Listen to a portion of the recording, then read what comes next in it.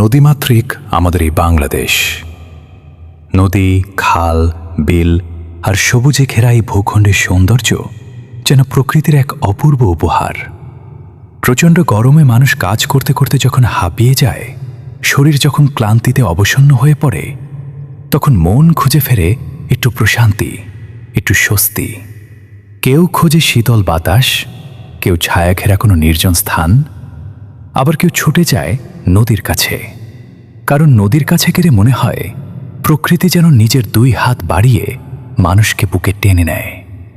আজ আমরাও বের হয়েছি এমনই এক প্রশান্তির খোঁজে। চলেছি নদীতে গোসল করতে। আমাদের বাড়ি থেকে প্রায় 7 কিলোমিটার দূরে অবস্থিত এই নদী। দূরত্ব খুব বেশি নয়, কিন্তু পথের সৌন্দর্য এমন যে মনে হয় প্রতিটি মুহূর্ত যেন একটি নতুন গল্প বলছে। দুপুরের তীব্র রোদ প্রকৃতির বুকে ছড়িয়ে পড়ছে। গাছের পাতায় ঝিলমিল করছে আলো। মাঝে মাঝে হালকা বাতাস এসে শরীরকে ছুঁয়ে যাচ্ছে। কত মানুষ প্রতিদিন এই পথ দিয়ে হেঁটে যায়, কত গল্প জন্ম নেয়, কত স্বপ্ন ছুটে চড়ে এই রাস্তা ধরে। কবি জীবনানন্দ দাশের সেই বিখ্যাত পংক্তিগুলো যেন এমন দৃশ্য দেখেই লেখা হয়েছিল। বাংলার মুখ আমি দেখিয়াছি, তাই আমি পৃথিবীর রূপ খুঁজিতে যাই না আর। ধীরে ধীরে আমরা নদীর কাছাকাছি পৌঁছে যাচ্ছি। কিছু সামনে আসতেই এখন কিছু পথ মাটির রাস্তা। এক পাশে নদী, মাঝে মাটির রাস্তা, অপর পাশে বিশাল ফসলের ক্ষেত। বাতাসে ভেসে আসছে নদীর স্নিগ্ধ গন্ধ। দূর থেকেই শোনা যাচ্ছে পানির মৃদু শব্দ। অবশেষে চলে আসলাম নদীর পাড়ে। নদীর কাছে আসতেই যেন পরিবেশটাই বদলে গেল।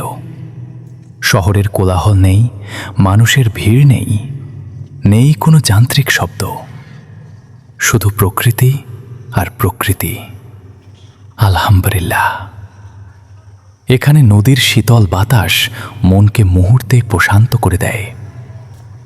নদীর এক পাশ দিয়ে একটি ছোট খাল বয়ে গেছে।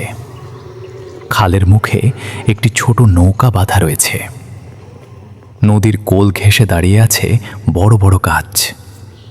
বিভিন্ন দেশীয় গাছের বিশাল ছায়া নদীর পানিতে পড়ে এক অপূর্ব দৃশ্যের জন্ম দিয়েছে। বাতাস এলে গাছের ডালপালা দুলে ওঠে। পাতার মর্মর ধ্বনি আর নদীর ঢেউয়ের শব্দ মিলেমিশে যেন এক প্রাকৃতিক সুর তৈরি করে। এখানে স্থানীয়রা সবসময় গোসল করতে আসেন।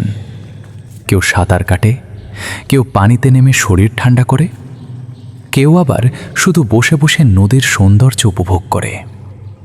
অনেকেই সুযোগ পেলেই ছুটে আসেন নদীর বুকে কিছু সময় কাটাতে।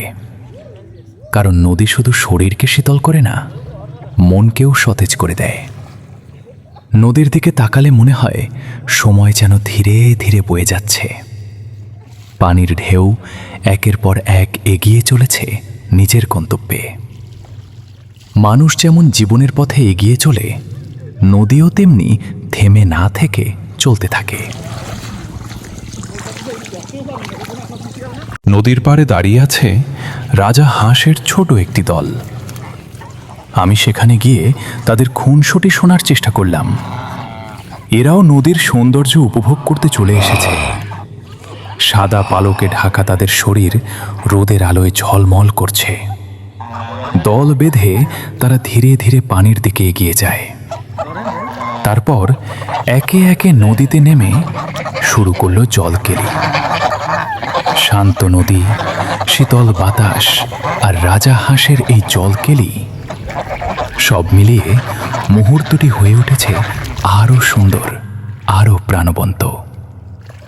মনে হচ্ছে প্রকৃতি যেন তার সমস্ত সৌন্দর্য একত্র করে আজকের এই দুপুরে সাজিয়ে তুলেছে।